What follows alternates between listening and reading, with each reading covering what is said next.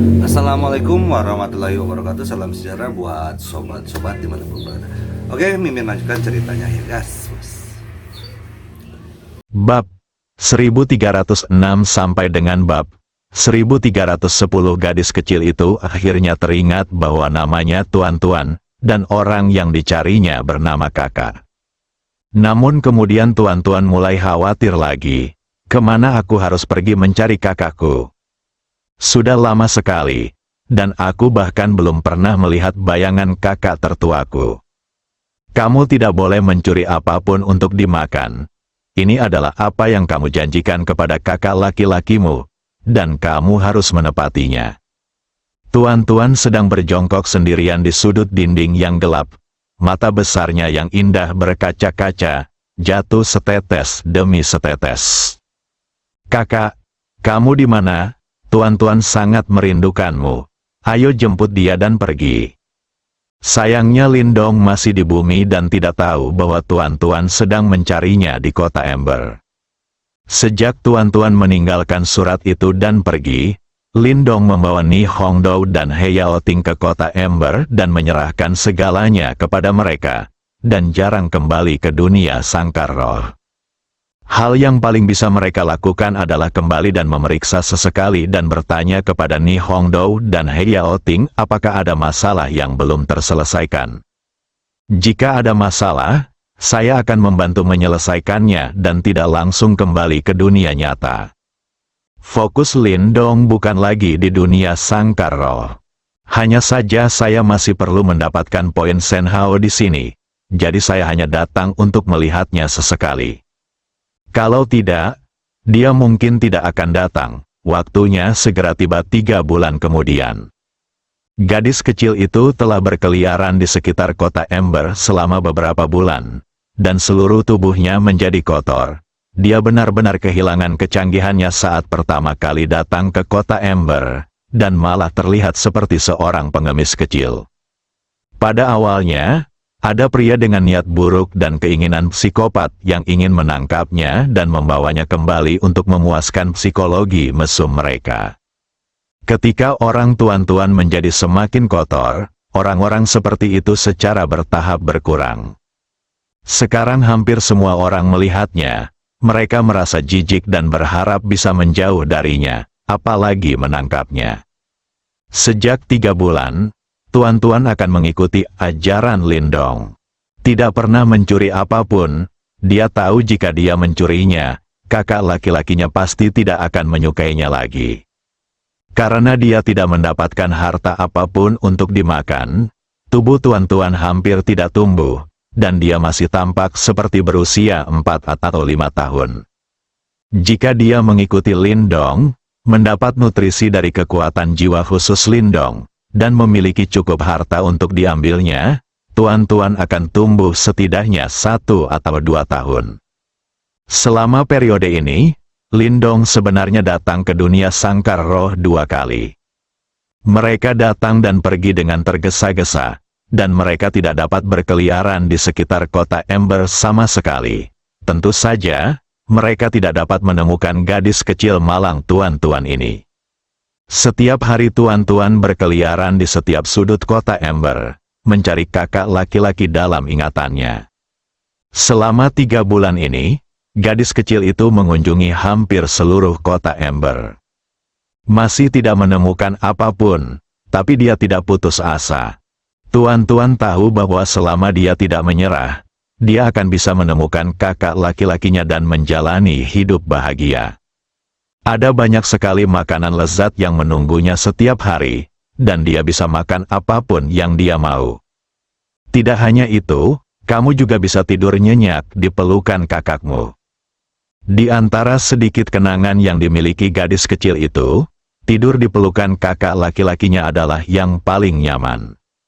Setelah berjalan-jalan di sekitar kota Ember, Tuan-Tuan menemukan banyak tempat dengan banyak makanan yang dia suka. Dia akan berpindah tempat untuk menciumnya setiap hari. Meskipun kakak laki-lakinya mengatakan untuk tidak mencuri, tetap saja tidak apa-apa untuk mencium baunya. Saya sendiri tidak mengambilnya, jadi tidak dihitung sebagai pelanggaran perjanjian dengan kakak tertua saya. Juga untuk mengingat tempat-tempat ini, setelah menemukan kakaknya, biarkan dia membelinya sendiri. Kapanpun dia memikirkan hari-hari setelah dia menemukan kakak laki-lakinya, senyuman bahagia akan muncul di wajah kotor gadis kecil itu. Ini mungkin satu-satunya motivasi yang mendukung kegigihannya mencari Lindong. Waktu berlalu sedikit demi sedikit. Suatu hari 3 bulan kemudian, tuan-tuan datang ke sebuah toko besar di pusat kota Ember dan duduk di sudut depan pintu toko.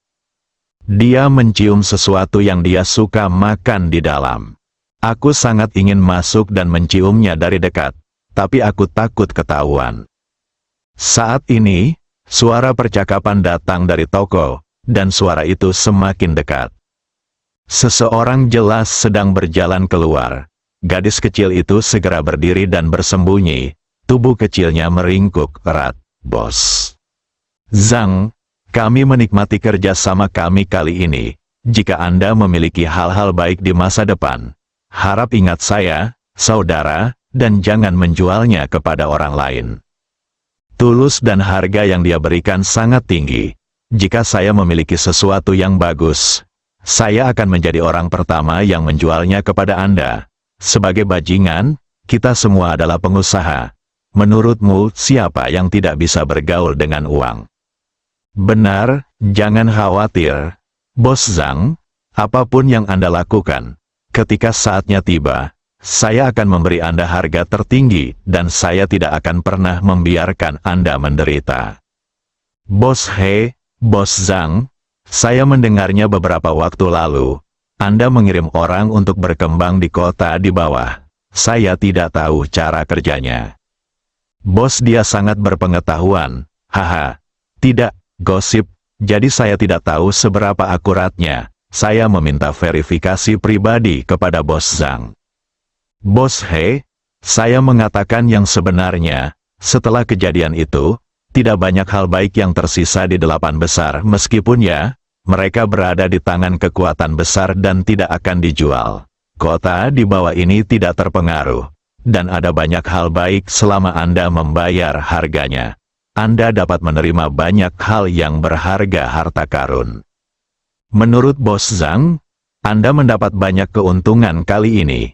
Itu wajar. Selama periode waktu ini, saya berkeliling hanya untuk melihat di mana harga awalnya. Saya akan menanganinya bersama-sama. Setelah mendapatkan uang, saya dapat terus membelinya. Saya akan memanfaatkan kesempatan sekali seumur hidup ini untuk melakukan beberapa gerakan lagi dan mendapatkan uang.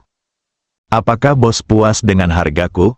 Puas, sangat puas. Jadi begitu barangnya sampai, saya akan membawanya langsung kepada Anda. Yang perlu dilakukan bos dia hanyalah menyiapkan uangnya. Terima kasih banyak, Bos Zhang, karena telah mempercayai saya. Don, jangan khawatir, uangnya sudah disiapkan, tidak peduli seberapa banyak kamu datang, aku bisa memakannya. Haha, kata-kata bos dia bagus. Aku sangat takut bos dia tidak akan punya cukup uang saat itu. Bos Zhang, meskipun saya, He Yaoting, baru saja mengatakan ini, saya sudah lama tidak datang ke kota Ember. Tetapi saya dapat dianggap sebagai orang yang terlibat dalam lingkaran bisnis. Saya datang ke kota Ember untuk berkembang tanpa kekuatan apapun, dan sebaiknya saya memberitahu Bos Zhang bahwa sebenarnya, saya hanyalah pekerja paruh waktu, dan putra saya adalah bos yang sebenarnya, tidak nyaman baginya untuk muncul. Jadi dia menyerahkan segalanya padaku. Aku mengerti, haha, Bos He, kuharap kita bisa menjalin kerjasama yang bahagia lagi. Salah satu dari 2 orang yang sedang berjalan dan berbicara itu mengikuti Lindong He Yaoting sudah ada sejak lama. Saat ini, ia dianggap sebagai tokoh moderat di kawasan bisnis kota Ember. Dengan perlindungan Xiao Jinlong, Kapten Tim Penegakan Hukum Kota Ember, selama dia tidak menyinggung 3 kekuatan besar, dia pada dasarnya bisa berjalan menyamping di Kota Ember. Yang lainnya adalah seorang pengusaha yang berbisnis dengan He Yaoting. Kekuatannya cukup kuat. Dia adalah salah satu pelanggan utama He Yaoting. Memberinya banyak harta, pengusaha semua tentang keuntungan. Harga He Yaoting adalah yang tertinggi di kota Ember, dan dia memiliki pendukung yang kuat. Dalam waktu kurang dari setahun, dia menjadi terkenal di kawasan bisnis kota Ember. Banyak pengusaha yang bersedia berbisnis dengannya. Siapa yang tidak ingin bisa menjual dengan harga lebih tinggi dan menghasilkan lebih banyak uang? Tidak ada seorang pun yang mempunyai masalah dengan uang. Tentu saja, dengan melakukan ini, He Yaoting juga menyentuh kue banyak orang. Jika bukan karena Xiao Jinlong yang menyapanya dari belakang, dia pasti sudah dimakan tanpa tulang. Setelah mengantar rekannya, Bos Zhang, He Yaoting berbalik dan bersiap untuk masuk ke tokonya. Ketika dia berbalik, dia tiba-tiba melihat sesosok tubuh kecil berjongkok di sudut depan pintu. Saya pikir itu adalah pencuri. Saya pikir pencuri ini terlalu tidak profesional. Bisakah kamu menyembunyikannya seperti ini? Akhirnya saya maju beberapa langkah dan melihat lebih dekat. Ternyata dia adalah seorang pengemis kecil yang kotor. He Yaoting tidak siap untuk memperhatikan pihak lain. Meski pengemis di dunia sangkar roh sangat sedikit, bukan tidak mungkin. Biasanya, para pengemis di dunia sangkar roh adalah mereka yang jiwanya mengalami trauma permanen, hingga berujung pada kegilaan. Orang seperti ini sudah lupa siapa dirinya dan bagaimana cara kembali. Dia hanya bisa berkeliaran di dunia sangkar roh sambil mengemis. Di dunia nyata, ini adalah kondisi vegetatif.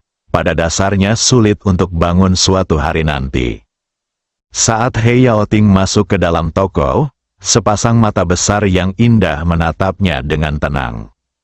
Pada saat ini, He Yaoting juga sedang melihat ke pihak lain. Mata orang besar dan kecil bertabrakan. He Yaoting kaget saat melihat mata ini dan segera berhenti. Mata ini, tampilan ini, dia merasa sangat familiar. Pikirkan baik-baik dalam pikiran Anda. Mirip seperti gadis kecil tuan-tuan yang sangat disayangi tuan muda. Tapi He Yaoting menggelengkan kepalanya lagi dan merasa itu tidak mungkin. Meskipun dia tidak tahu mengapa tuan-tuan pergi, dia tidak pernah menanyakan pertanyaan ini kepada tuan muda. Namun ketika tuan-tuan pergi, dia sudah menjadi gadis remaja. Pengemis kecil di depanku itu jelas seorang gadis berumur beberapa tahun. Seharusnya itu bukan seseorang. Namun rasa penasaran tetap mendorong He Yaoting untuk mengubah arah dan berjalan ke sudut tempat persembunyian pengemis kecil itu. Ketika gadis kecil itu melihat seseorang berjalan ke arahnya, dia secara naluriah perlu menggunakan kecepatannya untuk melarikan diri. Dia tidak tahu siapa orang ini, tapi yang pasti itu bukan kakak tertuanya. Dia tidak akan membiarkan siapapun mendekatinya kecuali kakak laki-lakinya yang tertua. Ini adalah perlindungan naluriahnya. Dalam pikiran bawah sadar gadis kecil itu, hanya ada satu orang di dunia ini yang layak mendapatkan kepercayaan penuh darinya. Orang itu adalah kakak laki-lakinya. Saat itulah dia berbalik dan melarikan diri. Sebuah suara membuat gadis kecil itu berhenti melangkah keluar. Tuan-tuan, gadis kecil itu berbalik kaget dan menatap pria paruh baya di depannya. Siapa dia? Kenapa kamu tahu namamu sendiri? Kakak laki-laki. Salah, penampilan orang ini sangat berbeda dengan penampilan kakak laki-lakinya di benaknya. Seperti inikah rupa kakak ketika dia bertambah tua? Tidak benar juga, tidak ada aroma yang familiar. Jika itu adalah kakak laki-laki tertua, Anda pasti bisa menciumnya sendiri. Penampilan seseorang bisa berubah, tapi baunya tetap sama. Keduanya hanya saling menatap. Tidak ada yang bergerak. He Yaoting juga kaget, tepat ketika dia melihat gadis kecil itu mencoba melarikan diri. Dia tidak bisa menahan diri untuk tidak meneriakkan nama tuan-tuan. Ia benar-benar merasa gadis kecil ini memiliki terlalu banyak kemiripan dengan orang tuan-tuan. Terutama mata yang cerdas itu. Saya tidak bisa mengatakan sepertinya seperti itu. Yang bisa saya katakan persis sama, bukan hanya matanya. Wajah kecil yang kotor juga sangat mirip. Satu-satunya perbedaan adalah ukurannya lebih kecil. He Yaoting pernah sangat mengingat bahasa tuan-tuan. Saat itu, gadis kecil itu berspesialisasi dalam mencuri harta berharga. Karena dia takut keluarga tuan-tuan akan datang mencarinya, dia dan para pengusaha serta bos di sekitarnya tidak memiliki latar belakang yang kuat, dan mereka tidak berani bersikap kejam. Jika Anda membiarkan pihak lain melakukan apapun yang Anda inginkan, Lindong akan datang. Nyatanya, He Yaoting tidak menyangka teriakannya sendiri bisa menghentikan lawannya. Keduanya terdiam beberapa saat. Gadis kecil itu memimpin dan bertanya dengan suara kekanak-kanakan. "Paman, siapa kamu? Mengapa kamu tahu namaku?" He Yaoting tertegun sejenak, lalu bertanya, "Apakah kamu juga dipanggil tuan-tuan? Bukankah paman baru saja datang ke sini? Telepon aku." Maaf nak, pamanku salah mengenali orang, karena salah satu temannya juga bernama tuan-tuan. Jadi dia salah mengira kamu adalah dia, Yaoting menjelaskan. "Apakah teman paman mirip denganku?" Gadis kecil itu bertanya-tanya. "Ada beberapa kesamaan, terutama matanya, mereka sangat mirip, tapi dia jauh lebih tua darimu. Jadi begitu, jika paman baik-baik saja, aku akan pergi dulu," kata gadis kecil itu dan hendak pergi. Dia tidak akan dekat dengan orang lain hanya karena beberapa kata. Satu-satunya orang yang bisa dia percayai tanpa syarat adalah kakak laki-lakinya.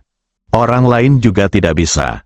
Melihat pihak lain hendak pergi, He Yaoting segera menghentikannya dan berkata, "Tunggu. Apakah ada hal lain, paman, nak? Jika kamu tidak punya tempat tujuan, ikuti saja aku mulai sekarang." He Yaoting berpikir sejenak dan berkata. Dia tidak tahu kenapa dia mengatakan ini. Mungkin itu dipengaruhi oleh Lindong.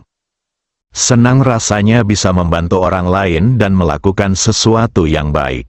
Dilihat dari penampilan kotor gadis kecil ini, dia pasti sudah lama menjadi tunawisma. Terlebih lagi, dia berperilaku sangat baik dan terlihat sangat mirip dengan orang tuan-tuan.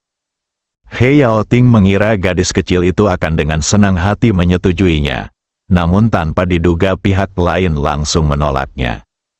"Terima kasih paman atas kebaikanmu, tapi aku tidak bisa pergi bersamamu. Aku harus mencari kakak laki-lakiku."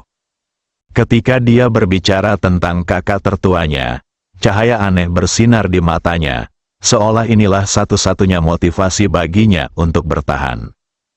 "Kakak laki-laki." Ketika He Yaoting mendengar ini, matanya membelalak tak percaya. Ini tidak mungkin suatu kebetulan, bukan? Gadis kecil ini baru saja dipanggil tuan-tuan, tapi dia juga punya kakak laki-laki. Dia masih terlihat seperti orang tuan-tuan ketika dia masih kecil. Tidak heran saya memiliki perasaan status yang sangat familiar. Ada berbagai tanda. Gadis kecil di depanku mungkin adalah orang tuan-tuan yang pergi belum lama ini. "Nak, siapa nama kakakmu? Mungkin aku kenal dia," He Yaoting bertanya dengan cepat. Sekarang dia harus memastikan identitas gadis kecil di depannya. Jika itu benar-benar orang yang sama dengan orang yang pergi, maka masalahnya akan menjadi sangat serius. Ketika tuan-tuan pergi, usianya sudah lebih dari 10 tahun, jadi mengapa dia tiba-tiba berubah menjadi gadis berusia 4 atau 5 tahun? Dia juga melupakan banyak orang dan banyak hal, bahkan dirinya sendiri, hanya tuan mudanya.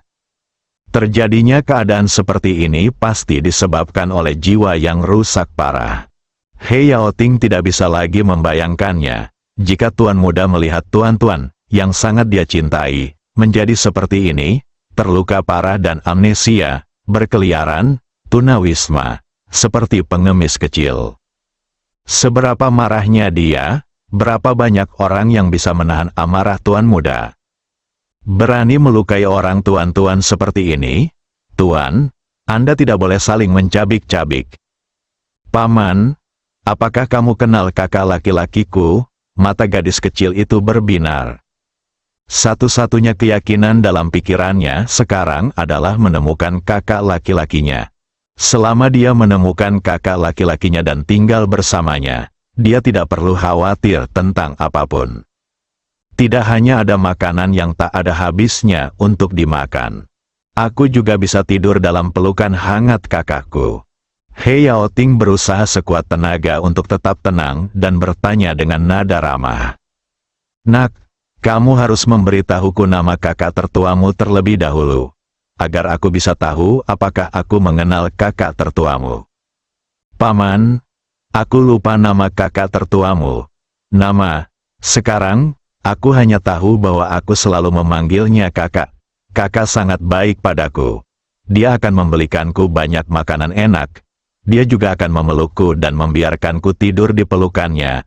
Aku tidak tahu apa yang aku lakukan. Kenapa kamu terpisah dari kakak laki-lakimu? Aku sangat merindukanmu, kata gadis kecil itu dengan sedih. Ledakan, mendengar apa yang dikatakan gadis kecil itu. Itu seperti guntur di tanah. He Yaoting hanya merasakan suara gemuruh di kepalanya. Kejutan itu membuatnya pusing. Gadis kecil berusia 4 atau 5 tahun di depannya ternyata adalah orang tuan-tuan yang pergi belum lama ini. Tapi kenapa dia berakhir dalam situasi ini? Siapa yang menyakitinya seperti ini? Beberapa pertanyaan muncul di benak He Yaoting. Tapi dia tahu ini belum waktunya memikirkan hal ini. Yang paling penting sekarang adalah mengambil kembali tuan-tuan, memandikannya dan merapikannya, lalu menunggu tuan muda keluar dari pengasingan lagi dan menyerahkannya kepada tuan muda dengan selamat dan selamat. Sedangkan sisanya, He Yaoting berada di luar kendalinya. Tuan-tuan, kamu tidak mengenaliku lagi? He Yaoting mau tidak mau bertanya. Paman, haruskah kita saling mengenal? Mata polos gadis kecil itu penuh keraguan. Aku adalah, teman kakak laki-lakimu yang tertua. Kita sering bertemu satu sama lain. Paman, apakah kamu benar-benar mengenal kakak tertuamu? Lebih dari sekedar kenalan, sangat akrab sehingga aku tidak bisa lebih akrab lagi. Kakak laki-laki itu, di mana kakakku sekarang? Aku ingin bertemu dengannya. Gadis kecil itu bertanya dengan tidak sabar. Tuan-tuan, ikutlah denganku dulu. Aku akan mengantarmu mandi, mengganti pakaianmu, lalu menunggu kakakmu menjemputmu. Oke. Oke. Gadis kecil itu hendak setuju. Tapi setelah berpikir sejenak, dia berkata dengan hati-hati, Paman, bagaimana kamu bisa membuktikan bahwa kamu mengenal kakak laki-lakimu dan tidak berbohong padaku? Jika kamu tidak bisa membuktikannya, aku tidak bisa pergi bersamamu. Bagaimana membuktikannya? He Yaoting menjadi sedikit cemas saat mendengar ini. Saya tidak tahu bagaimana membuktikannya untuk sementara waktu. Tuan-tuan jelas telah melupakan banyak hal di masa lalu, bahkan nama tuan mudanya. Apa yang dapat Anda lakukan untuk membuat orang lain mempercayainya? Jika tuan-tuan tidak percaya padanya dan bersikeras untuk pergi, di mana dia akan menemukannya ketika dia dibebaskan dari pengasingan, bagaimana dia harus menjelaskannya kepada tuan muda? Tidak, tuan-tuan harus tertinggal, tapi Anda tidak bisa menggunakan kekerasan. Hal ini akan semakin menimbulkan kecurigaan pihak lain. Berpikir sejenak, sebuah ide muncul di benak He Yaoting dan dia berkata kepada gadis kecil itu, Tuan-tuan, saya punya cara untuk membuktikannya. Mohon tunggu saya dulu dan jangan pergi. Jika tidak, tuan muda akan sangat sedih ketika dia datang, keluar dari pengasingan. Oh, ngomong-ngomong, aku mengatakannya, tuan muda adalah kakak laki-lakimu. Xiaoya mengangguk, menunjukkan bahwa dia bisa menunggu. Kemudian He Yaoting berteriak keras ke dalam toko. Ini dia, seseorang, bos. Apa yang terjadi? Lalu beberapa anak muda berlari keluar. Ada pria dan wanita. Mereka semua dipekerjakan oleh He Yaoting untuk melakukan pekerjaan serabutan. Misalnya saja bersih-bersih, atau menerima beberapa tamu saat Anda bepergian. He Yaoting sendiri tidak dapat menangani toko sebesar itu. Selain itu, dia adalah bosnya dan seringkali harus keluar untuk bertemu dengan klien besar. Tidak boleh meninggalkan toko tanpa pengawasan. Cepat pergi dan ambilkan aku pena dan kertas, lalu siapkan meja. Perintah He Yaoting, iya bos, ayo segera berangkat. Beberapa anak muda kembali ke toko dan mengeluarkan pulpen, kertas, dan meja. He Yaoting meletakkan kertas putih itu di atas meja dan mulai menggambar di atasnya. Tak lama kemudian, kepala seseorang muncul di kertas putih. Belum lagi, dia sangat mirip dengan Lindong. Setelah menyelesaikan lukisannya, He Yaoting mengambil potret Lindong dan menunjukkannya untuk sementara kepada gadis kecil yang menunggu. Tuan-tuan, lihat ini. Apakah ini kakakmu? Gadis kecil itu menatap potret di tangan He Yaoting. Dengan cahaya aneh muncul dari matanya. Orang dalam potret itu sangat mirip dengan kakak laki-laki yang ada di pikiranku. Dia yakin foto itu adalah foto kakak tertuanya. Sepertinya kakak, paman, kamu tidak berbohong padaku. Kamu benar-benar kenal kakak. Gadis kecil itu berkata dengan heran, lihat, sudah kubilang aku mengenalnya, tapi kamu masih tidak percaya padaku. He Yaoting tertawa. Pada saat yang sama, saya merasa sangat lega. Akhirnya bahasa tuan-tuan dipertahankan. Jika saya tidak memiliki keterampilan melukis, saya benar-benar tidak akan bisa meyakinkan gadis kecil yang waspada ini. Kuncinya adalah tuan muda saat ini sedang mengasingkan diri, dan dia tidak tahu kapan dia akan keluar. Tidak bisa mengganggunya, hanya bisa menunggu di luar. Aku percaya pada paman sekarang. Hebat sekali. Aku sudah lama mencari kakak laki-lakiku tetapi aku tidak dapat menemukannya sekarang. Aku sangat senang melihatnya sekarang. Gadis kecil itu berkata sambil berlinang air mata-mata dan hampir menangis. Dia terlalu lelah selama periode waktu ini. Karena aku berjanji pada kakak tertuaku untuk tidak mencuri apapun. Aku hampir tidak makan sejak memasuki dunia sangkar roh. Berhati-hatilah juga terhadap orang jahat dan lindungi diri Anda sendiri. Satu-satunya keyakinan di hatiku adalah aku berharap bisa segera menemukan kakak laki-lakiku. Jalani kehidupan baik yang Anda ingat. Seiring berjalannya waktu, dia tidak menemukan jejak kakak tertuanya. Belakangan, gadis kecil itu perlahan mengerti. Mungkin kakak tertuanya sama sekali tidak ada di kota ini. Dia ingin mencari kota lain, tetapi dia tidak tahu kemana harus pergi. Tepat pada saat putus asa, segalanya tiba-tiba berubah menjadi lebih buruk. Saya bertemu seseorang yang mengenal kakak laki-laki saya. Gadis kecil itu begitu gembira hingga dia hampir menangis. Tuan-tuan, jangan menangis.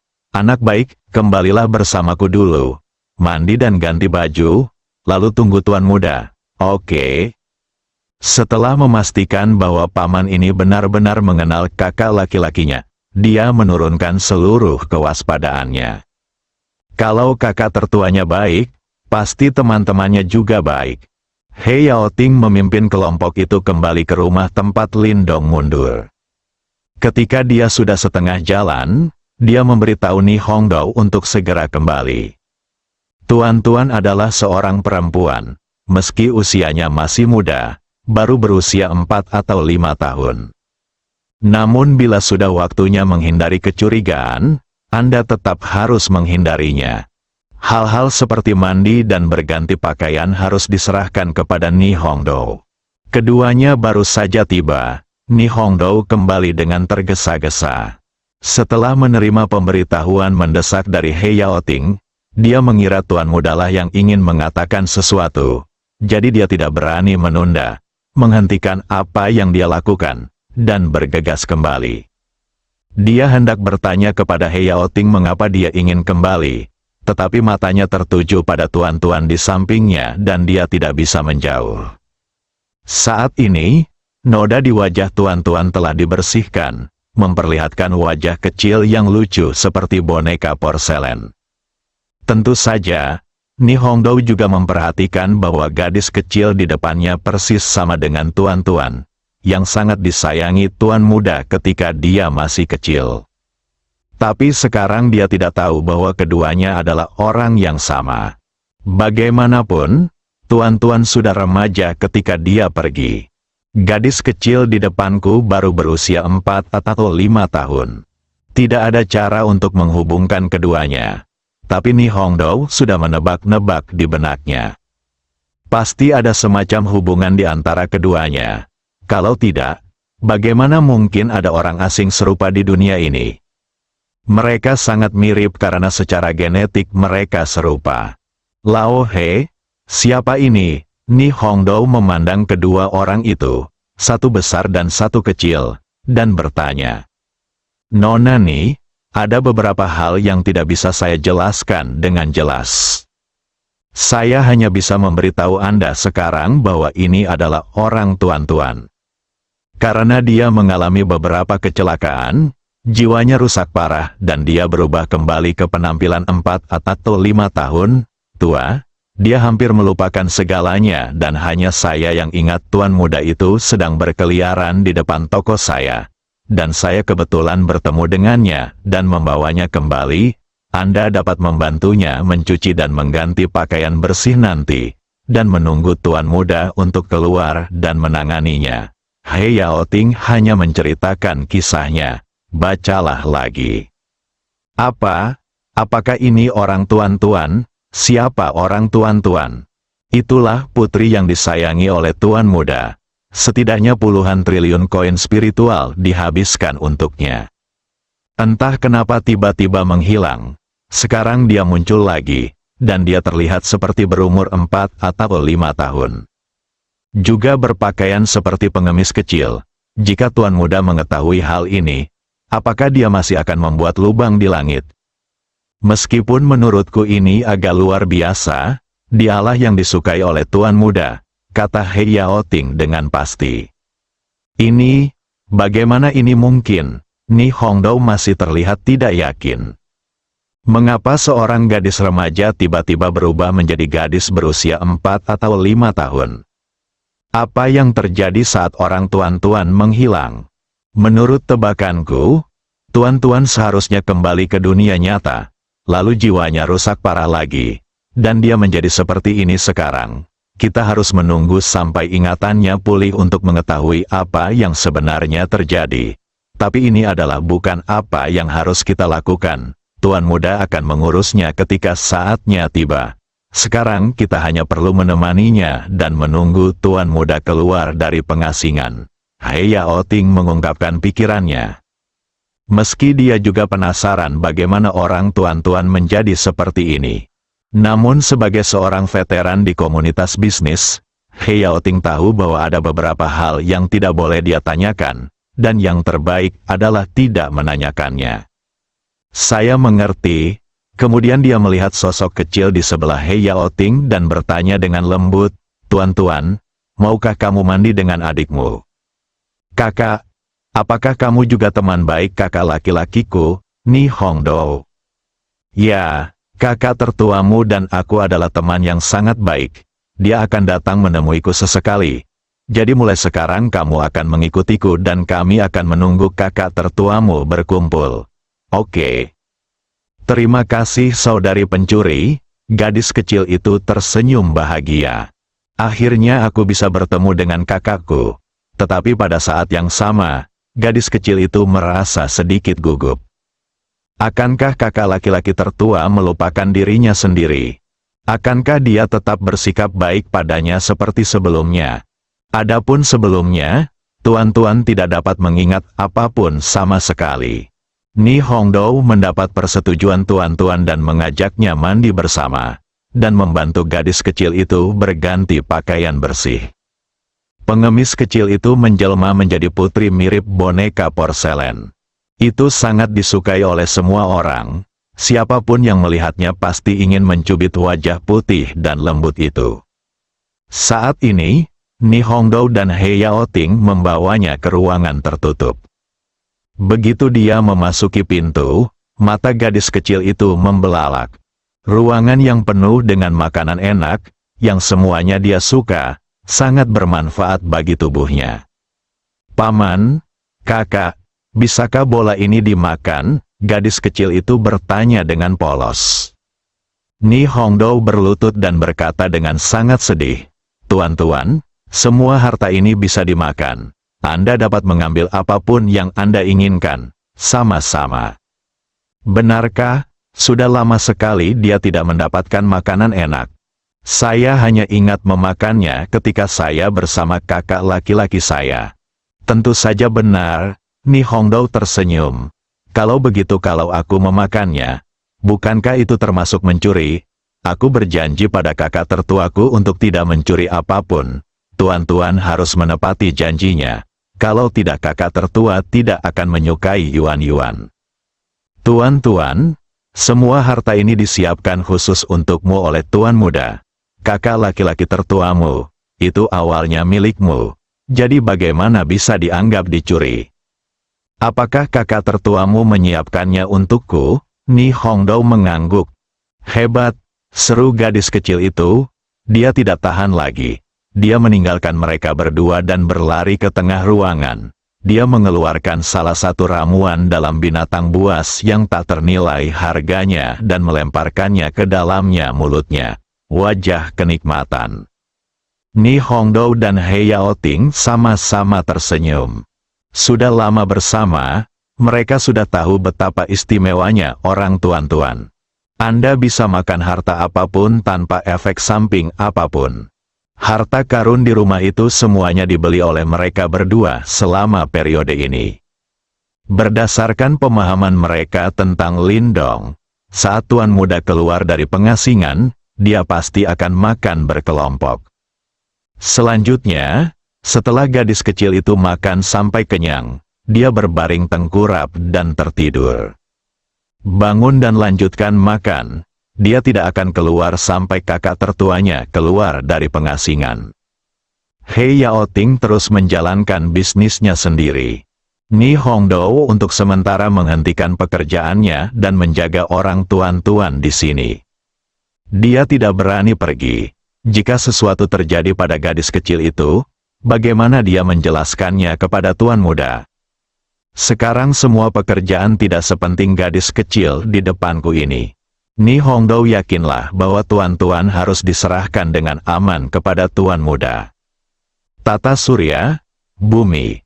Karena dia baru saja mengunjungi dunia sangkar roh belum lama ini, Lindong tidak punya ide untuk masuk lagi dalam waktu singkat. Tetaplah bersama semua orang di bumi.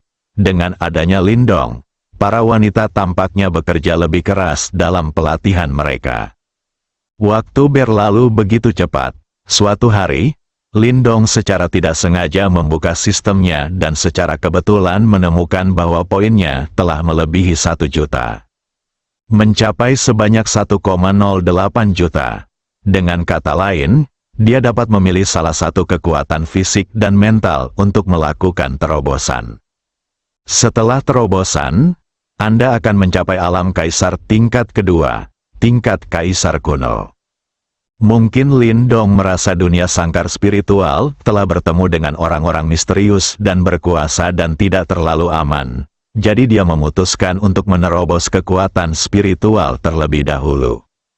Bagaimanapun, dia ada di bumi dan tidak kemana-mana. Tidak banyak perbedaan antara kekuatan tingkat kaisar kuno setengah langkah dan tingkat kaisar kuno yang sebenarnya, dan itu sudah cukup.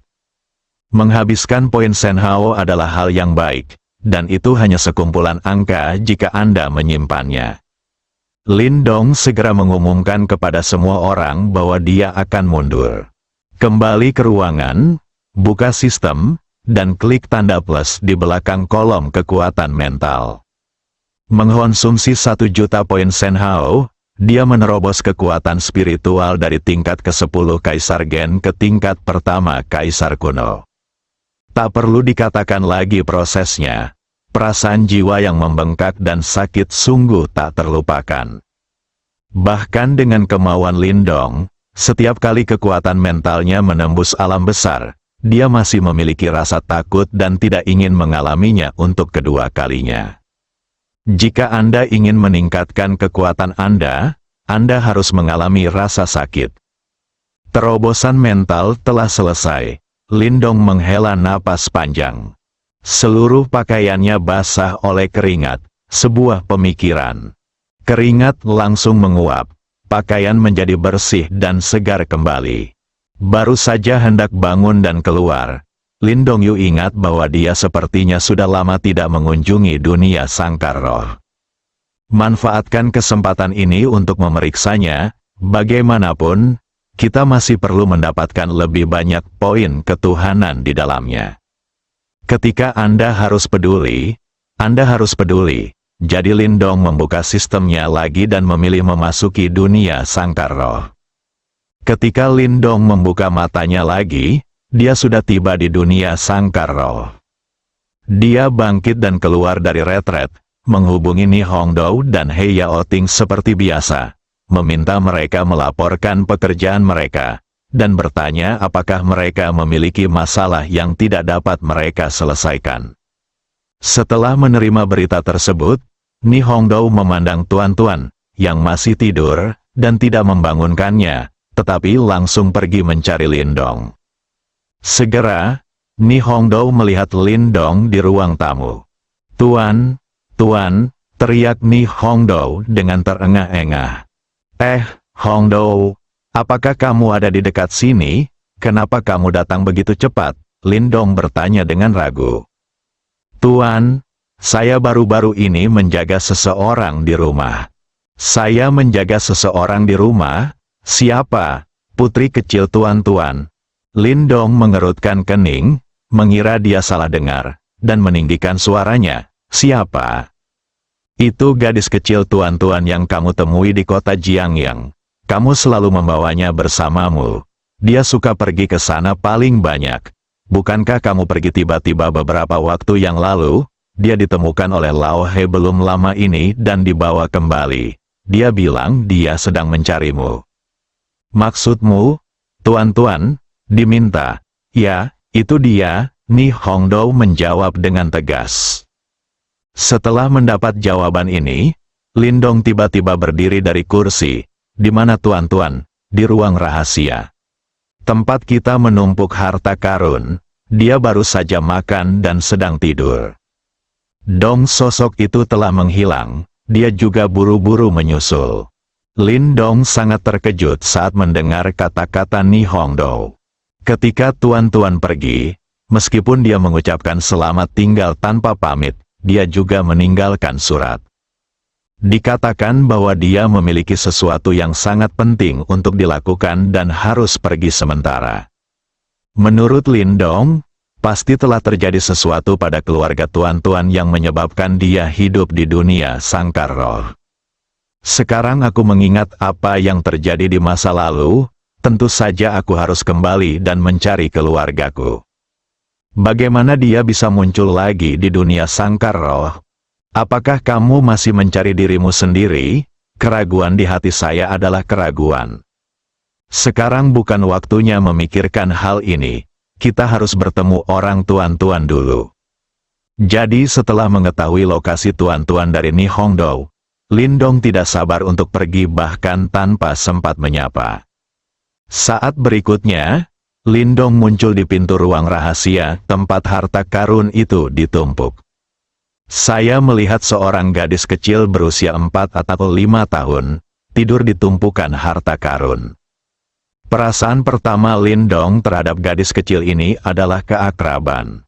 Sangat akrab, meskipun tuan-tuan sudah menjadi gadis remaja ketika dia pergi.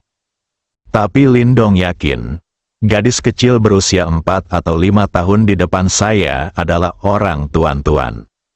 Seperti yang dikatakan tuan-tuan, Bau seseorang tidak bisa diubah. Adapun bagaimana pihak lain menjadi seperti ini, Lindong tidak tahu. Dia mendekati gadis kecil itu dengan hati-hati, karena takut membangunkannya. Berjalan di depan tuan-tuan, Lindong berjongkok dengan lembut dan memperhatikan dengan cermat wajah kecil gadis kecil itu seperti boneka porselen. Hampir sama seperti saat saya pertama kali melihat tuan-tuan di kota Jiangyang, tetapi ukurannya lebih kecil. Lindong paling menyukai penampilan tuan-tuan, wajah gemuk. Dia berbicara dengan suara seperti susu, ini sangat lucu. Bukan karena Lindong tidak menyukainya ketika dia besar nanti. Hanya saja ketika sudah besar dan tubuh berkembang, Anda tidak bisa tampil terlalu mesra. Lagi pula, pria dan wanita itu berbeda. Dia mengulurkan tangannya dan dengan hati-hati menggendong gadis kecil itu. Perasaan yang sudah lama hilang muncul lagi. Gadis kecil itu dipeluk Lindong dan diendus-endus dalam tidurnya. Sepertinya aku mencium bau yang familiar. Dia membuka matanya dengan kabur. Yang menarik perhatiannya adalah wajah tampan. Tuan-tuan telah terlihat dalam mimpi berkali-kali. Anehnya dia lupa segalanya, tapi dia ingat wajah ini. Melihat wajah familiar ini, mata gadis kecil itu perlahan melebar, dan dia tidak bisa tidur dalam sekejap. Dia berteriak dengan suara manis, "Kakak, kakak, kamu, apakah kamu keluar dari pengasingan?" Dengan senyuman, "Ya, kakak keluar dari isolasi dan akan datang menemuimu sesegera mungkin. Jika kamu lelah, tidurlah, semuanya akan baik-baik saja dengan kakak di sini. Kakak adalah pendukung kuatmu. Siapapun yang berani mengganggumu di masa depan, kakak laki-laki akan mengalahkannya." Gadis kecil itu tidak bisa tidur sekarang. Dia menatap Lindong, matanya perlahan kabur, dan dia akhirnya tidak bisa menahan tangis. Kakak, tuan-tuan sangat merindukanmu. Tuan-tuan sudah lama mengembara, mencarimu kemana-mana, tapi tidak bisa menemukanmu. Tuan-tuan, baiklah, jangan menangis, kakak adalah di sini, Lindong menghibur. Gadis kecil itu memeluk Lindong dengan erat dan perlahan tertidur sambil menangis. Dia sudah sangat kenyang. Anda memerlukan tidur untuk mencerna harta dalam tubuh Anda dan memulihkan jiwa Anda yang rusak. Ketika Lindong melihat tuan-tuan tertidur, dia berbalik dan meninggalkan ruang rahasia. Ni Hongdou telah tiba di depan pintu dan berdiri di sana dengan tenang, tidak mengganggu reuni keduanya. "Hongdou, menurutmu Lao He menemukan tuan-tuan?" Lindong berjalan mendekat dan bertanya. "Ya tuan, Lao dia berkata bahwa dia bertemu tuan-tuan di depan toko. Dia kotor dan tampak seperti pengemis pengembara. Biarkan Lao He kembali dan menceritakan padaku kisah bagaimana dia bertemu tuan-tuan." "Ya, tuan, Lao dia sudah dalam perjalanan pulang." Lindong duduk di ruang tamu sambil memegangi tuan-tuan. Ni Hongdou dan He Yaoting duduk di sisi lain. Setelah mendengarkan penjelasan rinci He Yaoting tentang pertemuan itu, Lindong mengerutkan kening. Menurut Lao He, tuan-tuan pasti sudah lama mengembara di kota Ember. Kali ini berbeda dari sebelumnya. Terakhir kali, gadis kecil itu menggunakan kecepatannya untuk mencuri barang kemana-mana dan dikejar oleh banyak pemilik bisnis termasuk He Yaoting. Namun, kali ini dia selalu ingat apa yang dia katakan dan tidak pernah mencuri satupun harta karun. Hal ini membuat Lindong merasa cukup senang pada saat yang sama. Adapun bagaimana orang tuan-tuan berakhir dalam situasi ini, apa yang terjadi setelah saya pergi, He Yaoting juga tidak tahu. Ketika dia bertemu gadis kecil itu, dia tampak seperti seorang pengemis kecil. Dan kecuali Lindong, semua orang sudah dilupakan. Namun, He Yaoting tetap mengutarakan analisisnya. Hanya ada satu kemungkinan yang menyebabkan situasi ini.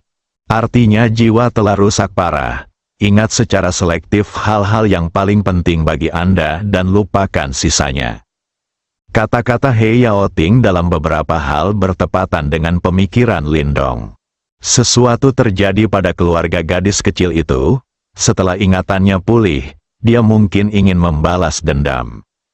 Akibatnya, ia kembali disiksa oleh musuh hingga menyebabkan kerusakan pada jiwanya, dan terus kembali ke dunia sangkar roh untuk memulihkan diri.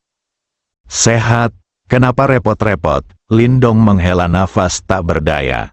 Bukankah cukup hanya mengatakan pada diri sendiri, jika terjadi sesuatu, kita bisa berdiskusi dan menghadapinya bersama. Jika musuh terlalu kuat untuk dikalahkan, lalu tunggu sampai dia menerobos ke puncak alam kaisar, atau bahkan melangkah lebih jauh, lalu kita bisa membalas dendam bersama. Menurut aturan sistem sebelumnya, tingkat kaisar surgawi seharusnya berada di langit-langit domain Linglan. Jika Anda terus melangkah lebih jauh, itu pasti bisa menyelesaikan masalah dan masalah apapun. Bersambung.